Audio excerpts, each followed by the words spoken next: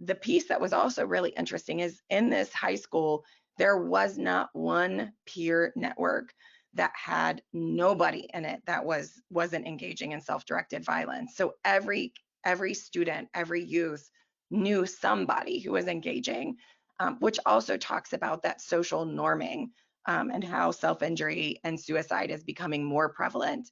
And since this study, the suicide rates have also increased in general among youth. So demographic and mental health considerations. There's a lot of research that says that males self-injure at lower rates than females do. I actually disagree with this. So in the sense of, if you look at clients, well, in the sense of a couple things. One is males, while cutting behaviors and self-injury is one of the more common forms of self-injury among males, and Anne was already living with dad in a different location.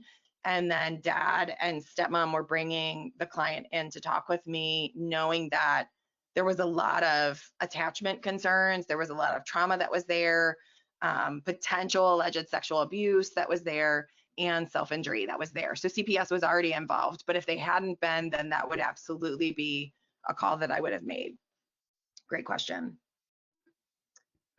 And then I'm looking for functions and reasons, and I'm going to spend a whole bunch of time on this, not on this slide, but in the slides to come, because the functions and reasons of why somebody engages is really why the type of intervention that you're going to select. And so that's really important to consider. For example, if somebody's using self-injury to regulate emotions, then I'm going to pick how do we incorporate coping strategies, emotional awareness, other components that relate to emotion regulation, where if they're that lends themselves to situations that might encourage or result in lack of coping strategies that result in things like self-injury. So paying attention to what's happening in the microsystem. The other piece with the microsystem is, even when I go back to informed consent with the minority clients that I work with under the age of 18 and talking to parents, the things I like to think about, ask about is like, what are the triggers? For example, if mom, as I talked about my one client, if mom is a trigger to engage in self-injury, I might not be telling mom about client self-injury. Maybe I would tell another parent, right? But if the family is the reason why somebody's engaging in self-injury, increasing the stress and the conflict in the family could also be problematic. The mesosystem is important, which is the relationship between the microsystems. So is the family or the parents involved in school? Is there a connection between, when reading studies, keep in mind that, and we've talked about measuring, right, that people talk about historical self-injury, which is lifetime, which is important to get, but also what people are currently engaging in. And then of course, measures of self-injury. Are you or have others used one question to ask about self-injury?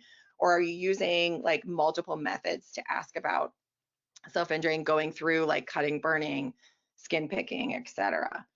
Alexithymia we have not talked about, but that really relates to emotion regulation, because alexithymia, if you're not familiar with the word, is a really fancy word to say that somebody is unable to label or identify the emotion that they're feeling.